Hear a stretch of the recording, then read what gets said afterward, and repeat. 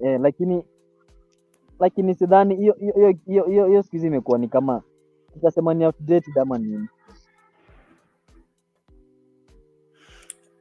Sasa bwana, like tukirudi kwa poa, ukipata msana mwenye ameshamalizana na streets, amesema kwamba mimi nilifanya vitu zangu, nilikuwa nikikunywa mzinga dry na maliza bila chesa, nilikuwa ninafanya trebang, napigwa miti na wanaume 4, lakini right now nimechange.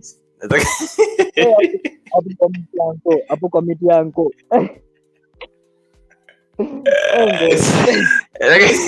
Lakini she's ready to change for you. Nasema kwa mimi Bayana nataka ni change, nataka I want to wife this, nataka nikuwa wife na nitakuwa a better wife. I will take care of the kids and everything. Sababu mimi nishamalizana na streets. Nilifanya this nikamaliza, so ndo nakurudisha hapo nyuma tena kidogo kifesi. Hey man, hawezi toka kwa street hivi. Yeah. Imagine, unajua, okay, mtu kama mimi bado siwezi sema ati nimetoka kwa street ati kuna vitu yani men huwezi toka kwa men. Kwanza mwanaume at least anatoka street mpoa.